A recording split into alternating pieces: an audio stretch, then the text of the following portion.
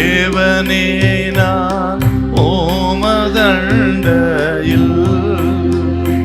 இன்னும் நெருங்கி சேர்வதே என் ஆவல் பூமியில்.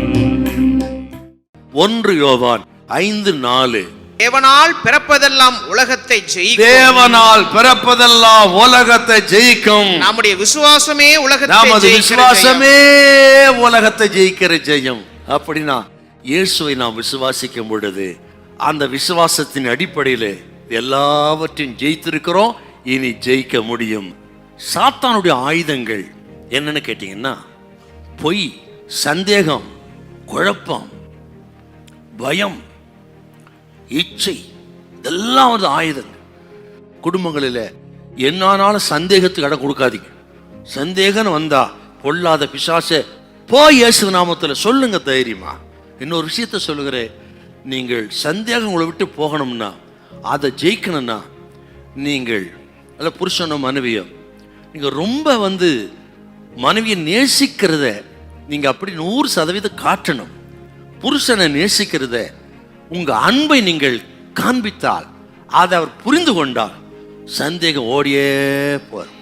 பயம், குழப்பம், சந்தேகம், இப்படிப்பட்ட ஆயுதங்கள், அதை நாம் ஜெயிக்க பிறந்தவர்கள். முடியும். வெளிப்படுத்தும் விசேஷம் 12:11 ஆட்டுக்குட்டின் ரத்தத்தினாலும் சாட்சியின் வசனத்தினாலும் பொல்லாங்கனை ஜெயித்தார்கள். இயேசுவின் ரத்தம் எதுக்காக? நமக்கு நாம் ரத்தத்தால் ஜெயிக்க முடியும். சாத்தான் என்ன பண்றனா, தேவ பிள்ளைகள் பக்கத்தில் வலது பக்கத்தில் நிற்கிறான். எப்போ? அவனுக்கு உரியது நமக்குள்ள இருந்தாள். அதான் எபேசர் 4:25 வாசித்து பாருங்க. நீங்க என்னென்னலாம் பொய், கோபம், கசப்பு, வெறுப்பு, மூர்க்கம், துருச்சை, இது எல்லாம் இது இருந்தா அவன் கிளைம் பண்ணானா, இவன் என்னுடைய ஆளு. இவன் ரட்சிக்கப்பட்டிருந்தாலும் ஆலயத்துக்கு போனாலும் இவன் என்னுடைய ஆளு, எனக்கு குறித்து அங்க இருக்குது. ஆகவே கர்த்தருடைய பிள்ளைகளை சாத்தானு குறித்து நமக்குள்ள இருந்தா வலது பக்கத்தில் கிளைம் பண்றான். அதுதான் அப்பன் இயேசு சொன்னான். யோவான் எழுதின சுவிசேஷம் 14:30 இதோ உலகத்தின் அதிபதி வருகிறான், அவனுக்கு குறித்து ஒண்ணுமே இடத்துல இல்லை. ஆண்டவர் சொல்றாரு பாருங்க, அவன் வருகிறான், அவனுக்கு உரியது ஒன்றும் என்னிடத்தில் இல்லை.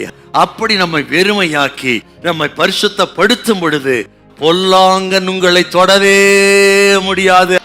இதை நீங்க விசுவாசித்தீங்கன்னா நான் சொல்கிறேன், நிச்சயமான ஒரு வெற்றி உங்களுக்கு உண்டா. நமக்காக மரித்த இயேசு இன்றைக்கும் பிதாவின் வரதபாசந்து பரிந்து பேசிக்கொண்டிருக்கிறார். அந்த பலம் நமக்கு இருக்கிறதுனால நம்ம உலகத்தை ஜெயிக்கலாம், மாம்சத்தை ஜெயிக்கலாம், பிசாசை நம்ம ஜெயிக்கவே முடியும். ஹல்லேலூயா, ஹல்லேலூயா.